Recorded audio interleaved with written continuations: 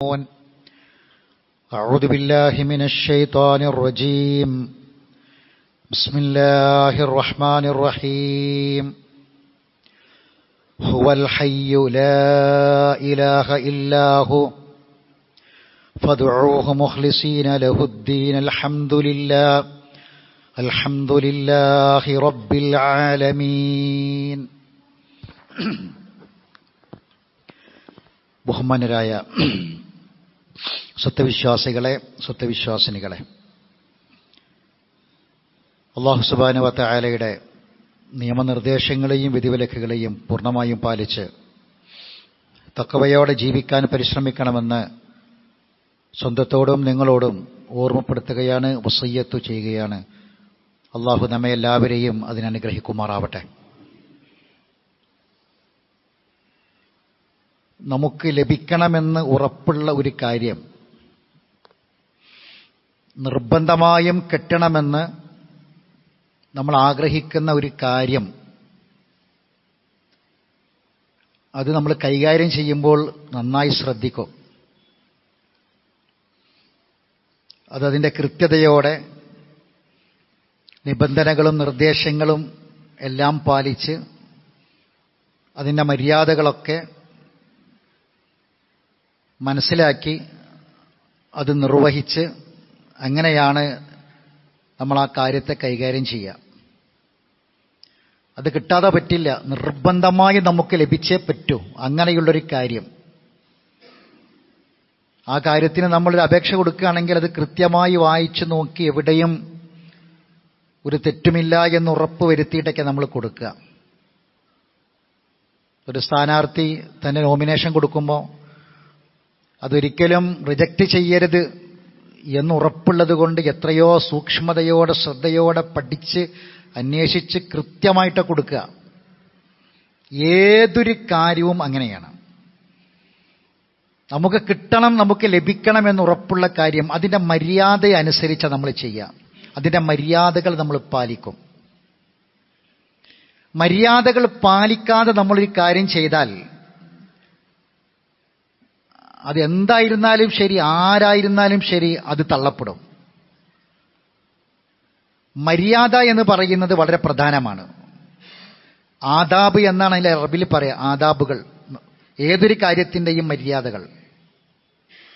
ഇപ്പം ജനങ്ങളോട് മര്യാദക്ക് പെരുമാറാത്ത ഒരു ഭരണാധികാരി, അയാൾ സ്ഥാനഭ്രഷ്ടനാക്കപ്പെടും. ജനങ്ങൾക്ക് കിട്ടുന്ന അവസരം ഉപയോഗപ്പെടുത്തും. ജനങ്ങളോട് മര്യാദയ്ക്ക് സംസാരിക്കാനും പെരുമാറാനും ഇടപെടകാനും അറിയാത്ത, മര്യാദ അറിയാത്ത ആളുകളാണെങ്കിൽ, അതൊരു ഭരണകൂടമാണെങ്കിലും അത് തകർന്നു പോകും. അവിടെ മറ്റ് പകരം ആളുകൾ വരും. അപ്പം മര്യാദകൾ പാലിക്കുക എന്നത് നിർബന്ധമാണ്. ഒരു വിശ്വാസിയായ മനുഷ്യനെ സംബന്ധിച്ചിടത്തോളം നിർബന്ധമായും നമുക്ക് ലഭിക്കണം, കിട്ടണം എന്ന് നമ്മൾ ആഗ്രഹിക്കുന്ന കാര്യം നമ്മുടെ പ്രാർത്ഥനകൾക്കുള്ള ഉത്തരമാണ്. നമ്മൾ റബ്ബിനോട് പറയുന്ന അപേക്ഷകൾ തള്ളപ്പെടരുത്. റബ്ബിനോട് ചോദിക്കുന്ന കാര്യങ്ങളാണ്, അള്ളാഹുവിനോട് നമ്മൾ ചോദിക്കുന്ന ചോദ്യങ്ങളാണ് പ്രാർത്ഥന, ദുആ. അത് തള്ളപ്പെടാൻ പാടില്ല. അതിനെ മര്യാദകൾ പാലിക്കണം. എങ്കിൽ ഒരു ദുആക്ക് 12 ആദാബുകളുണ്ട്, മര്യാദകളുണ്ട്. അതാണ് ഒരു സത്യവിശ്വാസി നിർബന്ധമായും അറിയേണ്ടത്. ഈ മര്യാദകൾ പാലിക്കാതിരുന്നാൽ അത് തള്ളപ്പെടും. എന്താണ് ആദാബു ദുആ? 12 മര്യാദകളിൽ ഒന്നാമത്തെ മര്യാദ അൽ ഇഖ്ലാസ്. ഇഖ്ലാസ് എന്ന വാക്കിൻ്റെ മലയാള അർത്ഥം നമുക്കെല്ലാവർക്കും അറിയാം. ആത്മാർത്ഥത എന്നാണ് നമ്മളതിന് അർത്ഥം പറയുക. അപ്പൊ ദുആ ചെയ്യുമ്പോൾ, ഒരു സത്യവിശ്വാസി ദുആ ചെയ്യുമ്പോൾ ആത്മാർത്ഥമായി ദുആ ചെയ്യണം, ഇഖ്ലാസോടുകൂടി ദുആ ചെയ്യണം. അപ്പൊ ഇഖ്ലാസോടുകൂടി ആത്മാർത്ഥമായി ദുആ ചെയ്യാന്ന് പറഞ്ഞാൽ, ദുആ ചെയ്യുന്ന ഒരാളുടെ ഭാവവും അദ്ദേഹത്തിൻ്റെ മുഖവും അദ്ദേഹത്തിൻ്റെ രീതികളും പറയുന്ന ശബ്ദങ്ങളും വാക്കുകളും ഇതൊക്കെയാണോ ഇഖ്ലാസ്? ഒരാളുടെ പ്രാർത്ഥന ഭയങ്കര ഇഖ്ലാസുള്ള പ്രാർത്ഥനയായിട്ടെന്ന് പറഞ്ഞാൽ കരഞ്ഞുള്ള പ്രാർത്ഥന എന്നാണോ അതിൻ്റെ അർത്ഥം? പിന്നെ എന്താണ് ഇഖ്ലാസ് എന്ന് പറഞ്ഞാൽ? അത് പരിശുദ്ധ ഖുർആൻ നിരന്തരമായി പ്രാർത്ഥിച്ച ഒരു സമൂഹത്തെക്കുറിച്ച് നമുക്ക് പറഞ്ഞു തരുന്നുണ്ട്. ദുആ ചെയ്തൊരു സമൂഹത്തെക്കുറിച്ച്. അവരുടെ ദുആ ഇഖ്ലാസോടുകൂടി ആയിരുന്നു എന്ന് അള്ളാഹ് പറയാണ്. അതെന്തിനാ അള്ളാഹ് പറഞ്ഞതെന്നറിയോ? ഒരു ഇഖ്ലാസ് ഉണ്ടായിരുന്നില്ല എന്ന് പറയാനാ. ശ്രദ്ധിച്ചു കേൾക്കണം. നിരന്തരമായി റബ്ബിനോട് ദുആ ചെയ്തിരുന്നൊരു സമൂഹത്തെക്കുറിച്ച് അള്ളാഹ് പറയാം. അവിടെ പറയുമ്പോൾ അള്ളാഹ് പറയുന്നത് അവർ ഇഖ്ലാസോടുകൂടി പ്രാർത്ഥിച്ചു എന്നാ, മുഖ്ലിസീങ്ങളായി പ്രാർത്ഥിച്ചു എന്നാ. അതെന്തിനാണ് അങ്ങനെ പറഞ്ഞത്? അവരുടെ പ്രാർത്ഥനയിൽ ഇഖ്ലാസ് നഷ്ടപ്പെട്ടു. അത് നഷ്ടപ്പെടാനുള്ള കാരണം എന്താണെന്നുള്ള പറയാണ്. നമുക്ക് കാണാം ഖുർആനിൽ നമ്മൾ നിരവധി സ്ഥലത്ത് ആ ആയത്തുകൾ നമുക്ക് വായിക്കാൻ പറ്റും. ഒരു സ്ഥലമാണ് സൂറത്ത് യൂനസിലെ 22-ാമത്തെ ആയത്ത്. ഹുവല്ലദീ, അവനാണ്, യുസയ്യിറുക്കും ഫിൽ ബർരി വൽ ബഹർ, കരയിലും കടലിലും അവനാണ് കരയിലും കടലിലും നിങ്ങൾക്ക് സഞ്ചാര സൗകര്യം ഒരുക്കി തന്നത്. ഹത്താ ഇദാ കുൻതും ഫിൽ ഫുൽക്കി, അങ്ങനെ നിങ്ങൾ കടലിൽ യാത്രയിലാണ്, കടലിൽ കപ്പലിലാണ് നിങ്ങളുള്ളത്. വജറൈന ബിഹിം ബിരീഹിൻ ത്വയ്യിബ, ആ കപ്പൽ നിങ്ങളെ നല്ല കാറ്റടിക്കുമ്പോൾ, നല്ല കാറ്റ് എന്ന് പറഞ്ഞാൽ പാകമുള്ള കാറ്റ്, അതടിക്കുമ്പോൾ ആ കാറ്റിലേക്ക് കാറ്റ് നിങ്ങളെ കപ്പലിനെ കൊണ്ടുപോകും. അത് ആദ്യകാലത്തെ പായക്കപ്പൽ. കാറ്റടിക്കുമ്പോൾ കപ്പൽ എങ്ങനെ പോകും? കടലിലൂടെ. വഫരിഹു ബിഹ, അങ്ങനെ ഭയങ്കര ആനന്ദമായിരിക്കും, സന്തോഷമായിരിക്കും, ഒരു പ്രശ്നമില്ല. കടലിലെ കാറ്റ് മിതമായ നല്ല കാറ്റാണ്, അത് ആ കപ്പലിനെ അങ്ങനെ കൊണ്ടുപോകും. ജാത്ത് റീഉൻ ആസിഫുൻ, പെട്ടെന്നൊരു കൊടുങ്കാറ്റ് വരും. റീഹ് ത്വയ്യിബ നല്ല കാറ്റാണ്, ആസിഫ് എന്ന് പറഞ്ഞാൽ കൊടുങ്കാറ്റാണ്. ഒരു കൊടുങ്കാറ്റ് അവിടെ കടിച്ചു വീശുമ്പോൾ വജാഹുമുൽ മൗജു മിൻ കുല്ലി മക്കാനിൻ, 4 ഭാഗത്തു നിന്നും ഈ കപ്പലിന്റെ നേരെ തിരമാലകൾ അടിച്ചു വീശും. 4 ഭാഗത്തും തിര വരും, ഒരു ഭാഗത്തു നിന്നല്ല. കൊടുങ്കാറ്റടിക്കുമ്പോൾ വളന്നു അന്നഹു മുഹീത ബിഹിം, അവരുറപ്പിച്ചവർക്ക് മനസ്സിലായി ഇത് ഞങ്ങളെ വലയം ചെയ്തിട്ടുണ്ട്, ഇനി രക്ഷപ്പെടൂല. 4 ഭാഗത്തുനിന്നും കാറ്റാണ്, തിരമാലകൾ 4 ഭാഗത്തുനിന്നും കപ്പലിന്റെ നേരെ അടിച്ചു വീശിയാണ്. കപ്പൽ മുങ്ങുന്നുറപ്പാണ്. ദഅവുല്ലാഹ മുഖ്ലിസീന ലഹുദ്ദീൻ, അപ്പോൾ അവർ മുഖ്ലിസീങ്ങളായി ഇഖ്ലാസോടുകൂടി അള്ളാഹിനോട് പ്രാർത്ഥിക്കും. ലഇൻ അൻജൈതനാ മിൻ ആദിഹി ലനകൂനന്ന മിനശ് ശാകിരീൻ, ഞങ്ങളെ ഈ അപകടത്തിൽ നിന്ന് രക്ഷപ്പെടുത്തുകയാണെങ്കിൽ പടച്ചോനെ ഞങ്ങൾ നിനക്ക് നന്ദി കാണിക്കാം എന്നവർ പറയും. മരിക്കുന്നത് വരെ നന്ദിയോടെ ജീവിക്കാം. ഈ ആഴക്കടലിൽ ഞങ്ങൾ മുങ്ങി മരിക്കാൻ പോവുകയാണ് റബ്ബേ, ഇതിനൊന്ന് രക്ഷപ്പെടുത്തി തന്നാൽ ഞങ്ങൾ മരിക്കണത് വരെ നിനക്ക് നന്ദി കാണിച്ച് ജീവിക്കും. ഫലമ്മ അഞ്ചാഹും, അങ്ങനെ നാം അവരെ രക്ഷപ്പെടുത്തിയാൽ ഇദാഹും യബ്ഗൂന ഫിൽ അർളി ബിഗൈരിൽ ഹഖ്, രക്ഷപ്പെടുത്തി കരക്ക് കൊണ്ടുവന്നാൽ അവരെ നിലപാട് മാറി അവർ പിന്നെയും അതിക്രമങ്ങൾ ചെയ്യും. അല്ലാഹ് പറയാം. ആയത്തങ്ങൾ തുടർന്ന് പോവാണ്. ഇവിടെ കടലിൽ ഒരു വിഭാഗം ആളുകളെ പ്രാർത്ഥന ഇഖ്ലാസോടുകൂടി ആത്മാർത്ഥമായിട്ട് കരഞ്ഞ അവർ പ്രാർത്ഥിക്കണത്. പക്ഷെ ആ പ്രാർത്ഥനക്ക് ഒരു ഇഖ്ലാസും ഇല്ല. കാരണം എന്താ? പ്രാർത്ഥനയ്ക്ക് ഇഖ്ലാസ് ഉണ്ടാകണമെങ്കിൽ ആ പ്രാർത്ഥന ഏത് സന്ദർഭത്തിലും അള്ളാഹിനോട് മാത്രമാകണം. ഇവരെ കടലിലെ പ്രതിസന്ധികളിൽ അവര് കരഞ്ഞ് പ്രാർത്ഥിക്കും. രക്ഷപ്പെട്ടാൽ പിന്നെ ഒരു അല്ലാത്തവരോടും പ്രാർത്ഥിക്കും. അവിടെയാണ് അല്ലാഹു തആല ഇഖ്ലാസ് മുഖ്ലിസീന ലഹുദ്ദീൻ. ഇനി ഖുർആനിൽ കാണാം ഫൈദാ റഖിബു ഫിൽ, വീണ്ടും ഇതേ ആശയം. കപ്പലിൽ അവർ കയറിയാൽ ദഅവുല്ലാഹ മുഖ്ലിസീന ലഹുദ്ദീൻ ഫലമ്മാ നജ്ജാഹും ഇലൽ ബർരി ഇദാഹും യുശ്രികൂൻ, കടലിലേക്ക് രക്ഷപ്പെടുത്തിയപ്പോൾ അവരത് അള്ളാഹുവിൽ ശിർക്ക് ചെയ്യുന്നു. സൂറത്ത് അങ്കബൂത്തിലെ 65.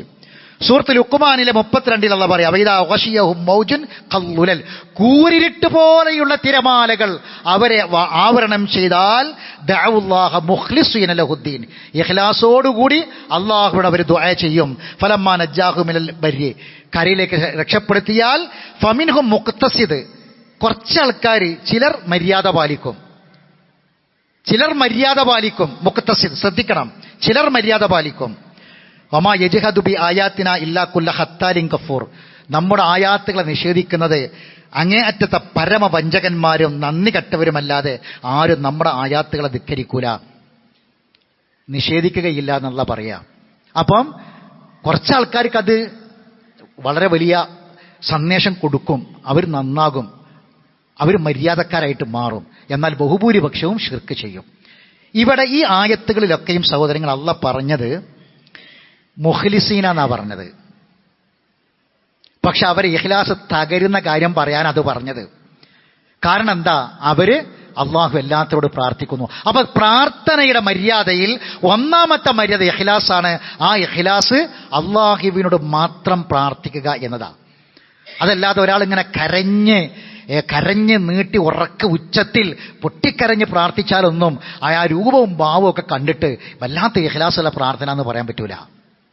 പ്രാർത്ഥനയുടെ ഒന്നാമത്തെ മര്യാദ ഇഖ്ലാസാണ്. ആ ഇഖ്ലാസ് ഉണ്ടാകണമെങ്കിൽ അള്ളാഹു മാത്രമായിരിക്കണം. ഖുർആനിൽ കാണാം ഫദ്ഉല്ലാഹ. അതുകൊണ്ട് ഈ ആശയം അള്ളാഹ് പറഞ്ഞിട്ട്, അള്ളാഹിനോട് ദുആ ചെയ്തൊരു സമൂഹത്തിന്റെ ചരിത്രം പറഞ്ഞിട്ട് അള്ളാഹ് പറയാ, ഇങ്ങനെ ആവരുത് നിങ്ങളെ പ്രാർത്ഥന, ഇങ്ങനെ ആവരുത്.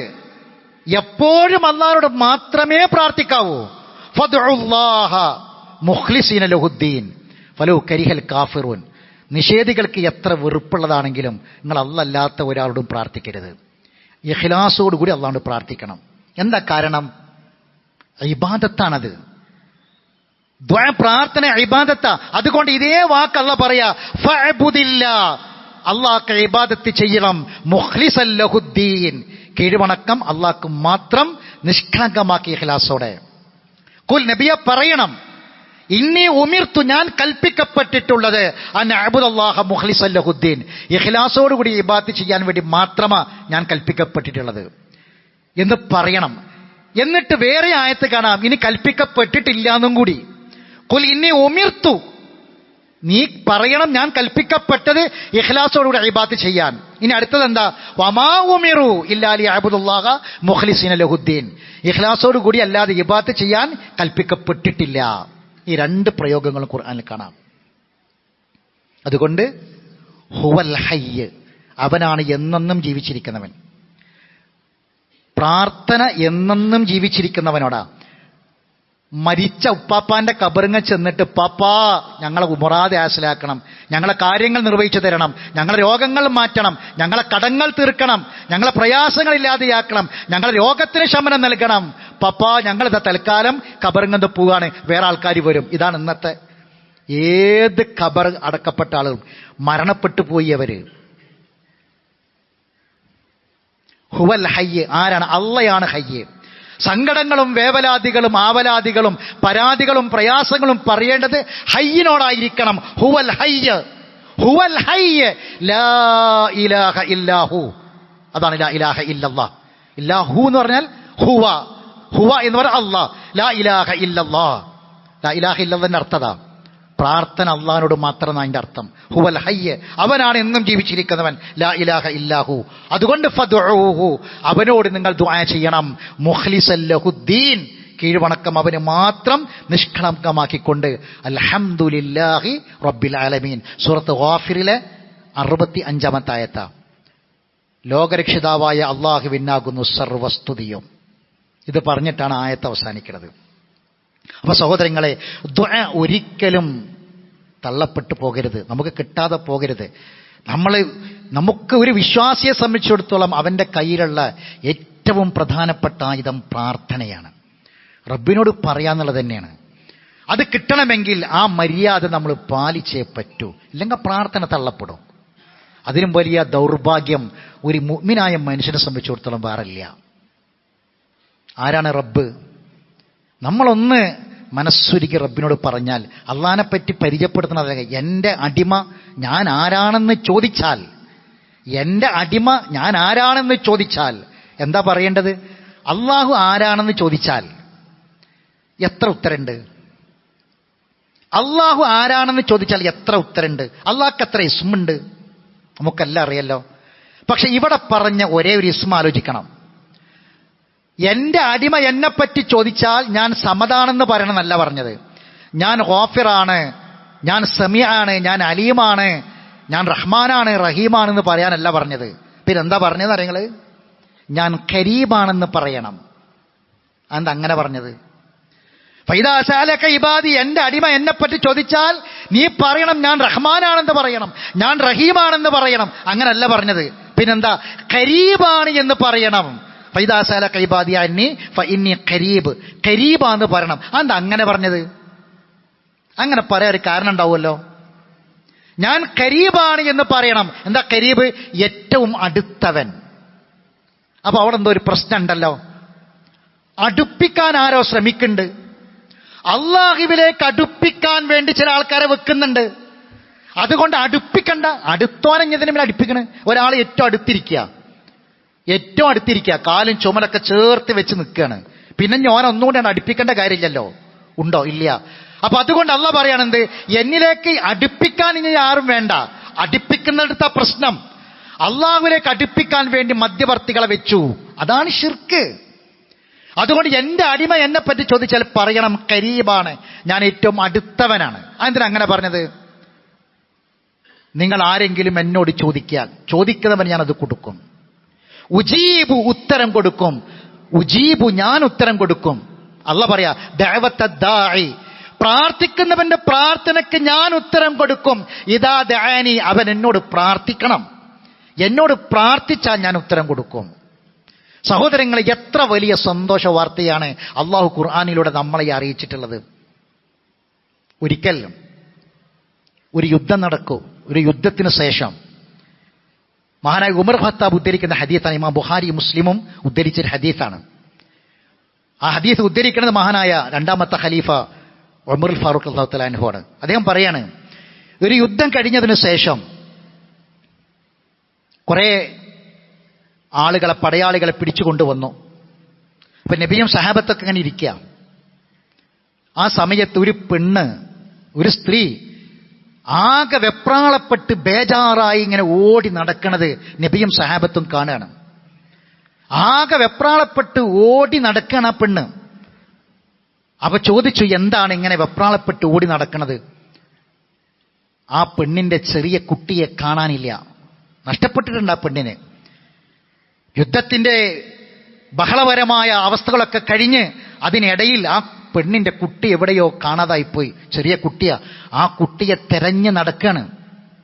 കുട്ടി കൊല്ലപ്പെട്ടോ, കുട്ടി നഷ്ടപ്പെട്ടോ, കുട്ടി എവിടെ പോയി ഒന്നും അറിയില്ല. ആ കുട്ടിയെ തെരഞ്ഞിങ്ങനെ നടക്കുകയാണ്. എല്ലാവരും കാണുന്നുണ്ട്. കുറച്ച് കഴിഞ്ഞപ്പം ആ ഉമ്മക്ക് ആ കുട്ടിയെ കിട്ടുകയാണ്. ആ കുട്ടിയെ കിട്ടുന്ന രംഗം സഹാബത്ത് ഇങ്ങനെ കാണുക.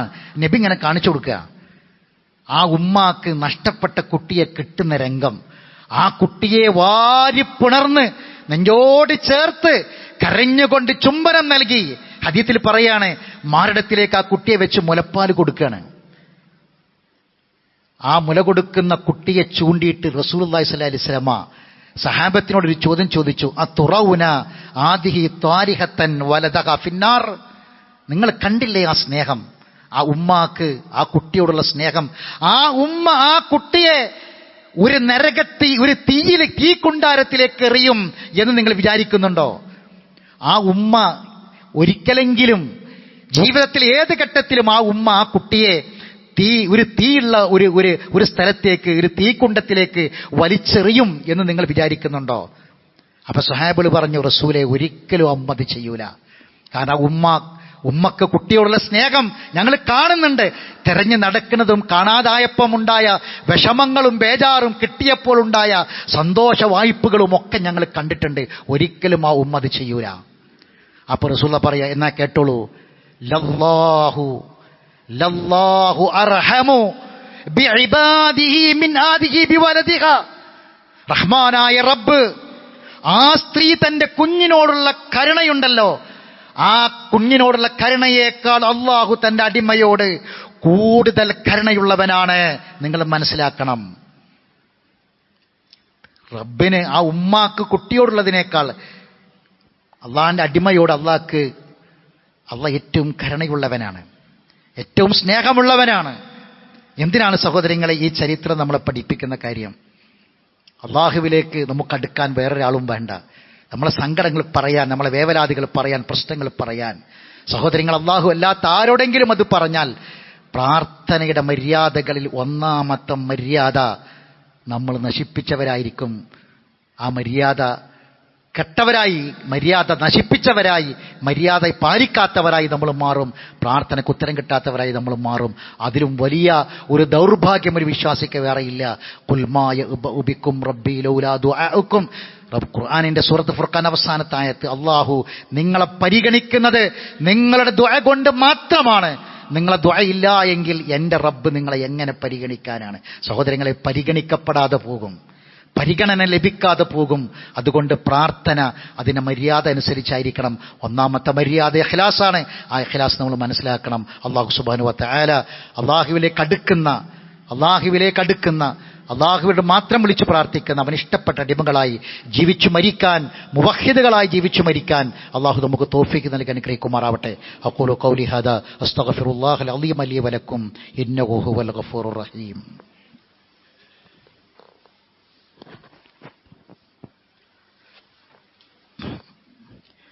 അൽഹംദുലില്ലാഹി റബ്ബിൽ ആലമീൻ വസ്സലാത്തു വസ്സലാമു അലാ അഷ്റഫിൽ അംബിയാഇ വൽ മുർസലീൻ നബിയ്യിനാ മുഹമ്മദിൻ വഅലാ ആലിഹി വഅസ്ഹാബിഹി അജ്മഈൻ. അമ്മാ ബഅദ്. അയ്യുഹന്നാസ് ഇത്തഖുല്ലാഹ ഇബാദല്ലാഹ്. അള്ളാഹുവിൻ്റെ വിധിവിലക്കുകളെ സൂക്ഷിക്കണമെന്ന് ഒരിക്കൽ കൂടി ഓർമ്മപ്പെടുത്തുകയാണ്. രണ്ടാമത്തെ മര്യാദ, 12 മര്യാദകളുണ്ട്. രണ്ടാമത്തെ മര്യാദ അൻ യദുഅല്ലാഹ വഹുവ ത്വാഹിറുൻ. പ്രാർത്ഥിക്കുമ്പോൾ ശുദ്ധി ഉണ്ടാവുക എന്നതാണ്. ശുദ്ധിയോടുകൂടി പ്രാർത്ഥിക്കുക. ഇമാം ബുഖാരിയും മുസ്ലിമും ഉദ്ധരിക്കുന്ന ഹദീസിൽ കാണാം, അൻ അബി മൂസ റളിയല്ലാഹു അൻഹു ഖാൽ, അബൂ ആമിർ റളിയല്ലാഹു തആല അൻഹു പറയാണ്, നബിയോട് പറഞ്ഞു, നബിയെ നിങ്ങൾ എനിക്ക് വേണ്ടി ഒന്ന് പ്രാർത്ഥിക്കണം. പ്രാർത്ഥിക്കാൻ വേണ്ടി ആവശ്യപ്പെടുകയാണ് ജീവിച്ചിരിക്കുന്ന നബിയോട്. നബി സല്ലല്ലാഹു അലൈഹി വസല്ലം ഫദഅ റസൂൽ ബിമാഇൻ ഫതവല്ല. അപ്പോൾ റസൂൽ വേഗണ്ട് എന്നാ റെഡി എന്ന് പറഞ്ഞ ദ്വാരക്കല്ല ചെയ്തത്. നബി വുളു ചെയ്യാൻ വെള്ളം കൊണ്ടുവരാൻ പറഞ്ഞു. അങ്ങനെ വെള്ളം കൊണ്ടുവന്നു. വുളു ചെയ്തതിന് ശേഷം ഫതവല്ല വറഫഅ യദൈഹി, കൈ ഉയർത്തിയിട്ട് നബി പ്രാർത്ഥിച്ചു. അപ്പോൾ പ്രാർത്ഥനയുടെ മര്യാദയിൽപ്പെട്ട ഒന്നാണ് വുളുവോടുകൂടി പ്രാർത്ഥിക്കുക എന്നത്. അത് നമ്മൾ ശ്രദ്ധിക്കേണ്ട കാര്യമാണ്. എന്ന് പറഞ്ഞാൽ വുളു ഇല്ലാതെ പ്രാർത്ഥിക്കാൻ പാടില്ല എന്നല്ല പറഞ്ഞതിൻ്റെ അർത്ഥം. നമ്മൾ ദുആ ചെയ്യാൻ വേണ്ടി കാര്യമായിട്ട് പ്രാർത്ഥിക്കണം, ദുആ ചെയ്യണം. വുളു ചെയ്തിട്ട് പ്രാർത്ഥിക്കുക. ചില പ്രാർത്ഥന 2 റക്അത്ത് നിസ്കരിച്ചിട്ടായിരിക്കണം. അങ്ങനെയുണ്ട്. ദുആക്ക് പലതുണ്ട്. ഇസ്തിഖാറത്തിന്റെ ദുആ എപ്പോഴാ? ഇസ്തിഖാറത്തിന്റെ ദുആ 2 റക്അത്ത് നിസ്കരിച്ചിട്ടാണ് പ്രാർത്ഥിക്കേണ്ടി. നിസ്കരിക്കണമെങ്കിൽ ആദ്യം വുളു ചെയ്യണം. അപ്പോൾ വുളു ചെയ്യുക എന്നത്, ശുദ്ധിയാവുക എന്നത്, വലിയ അശുദ്ധിയുള്ള ആളുകൾ കുളിച്ച് വൃത്തിയാവുക, ചെറിയ അശുദ്ധിയാണെങ്കിൽ വുളു ചെയ്യുക, എന്നിട്ട് ദുആ ചെയ്യുക. അത് ദുആയുടെ ഒരു മര്യാദയാണ്. എന്നാൽ എല്ലാ സ്ഥലത്തും നമുക്ക് ദുആ ചെയ്തിട്ടേ പ്രാർത്ഥിക്കാം, വുളു ചെയ്തിട്ടേ ദുആ ചെയ്യാൻ കഴിയുകയുള്ളൂ എന്നില്ലല്ലോ. അത് പറ്റാത്ത സ്ഥലങ്ങളുണ്ടാകും. അവിടെ എനിക്ക് വുളു ഇല്ലാന്ന് പറഞ്ഞ് ദുആ ചെയ്യാതിരിക്കണം എന്നല്ല പറഞ്ഞത്. ഒരു അപകടം പറ്റി പെട്ടെന്നൊരു ദുരന്തം കാണുക, റഹ്മാനായ റബ്ബേ രക്ഷിക്ക റബ്ബേ, കാവലിനെ കൊണ്ട് റബ്ബേ എന്ന് ചോദിക്കണം. പ്രാർത്ഥനയാണ്. അവിടെ വുളു ചെയ്യണം എന്നല്ല പറഞ്ഞത്.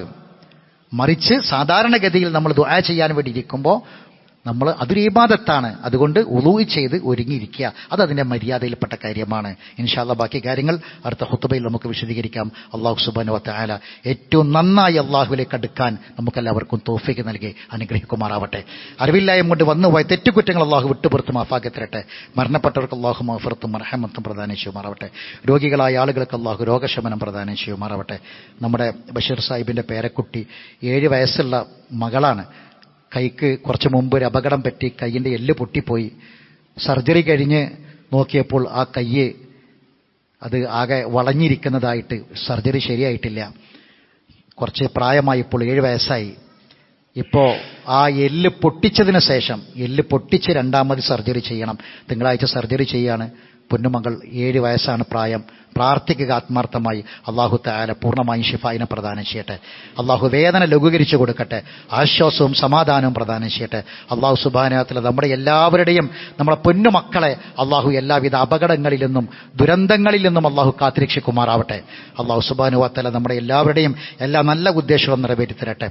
നമ്മുടെ ഉദ്ഹിയത്തുമായി ബന്ധപ്പെട്ട കാര്യം പറഞ്ഞിരുന്നു. നമുക്ക് 6 ആളായിട്ടുണ്ട് ഒരു കന്നിന്. ഒരാൾ കൂടി ആയാൽ ഒരു 7 ആളുകൾ ഷെയർ കൂടിയ ഒരു കണ്ണാകും.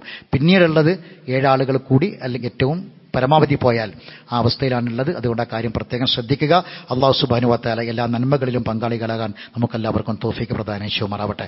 അല്ലാഹു മുഗ്ഫിറിൽ മുഅ്മിനീന വൽ മുഅ്മിനാത്ത് വൽ മുസ്ലിമീന വൽ മുസ്ലിമാത്ത് വഹ്യാഹും മിൻഹും വൽ അംവാത്ത് ഇന്നക മുജീബു ദഅവാതി യാ ഖാദിർ ഹജാത്ത്. അല്ലാഹുമ്മ അജ്രിനാ മിനൻ നാർ, അല്ലാഹുമ്മ അതിഖ് റിഖാബനാ മിനൻ നാർ, അല്ലാഹുമ്മ ഇശ്ഫി മർളാനാ വ മർളൽ മുസ്ലിമീൻ, അല്ലാഹുമ്മ അർഹം മൗതാനാ വ മൗതൽ മുസ്ലിമീൻ, അല്ലാഹുമ്മ അഇസ്സൽ ഇസ്ലാമ വൽ മുസ്ലിമീൻ വഅദില്ല ശിർക വൽ المشركين ودمر أعداءك وأعداء الدين. ربنا آتنا في الدنيا حسنة وفي الآخرة حسنة وقنا عذاب النار. وآخر دعوانا أن الحمد لله رب العالمين.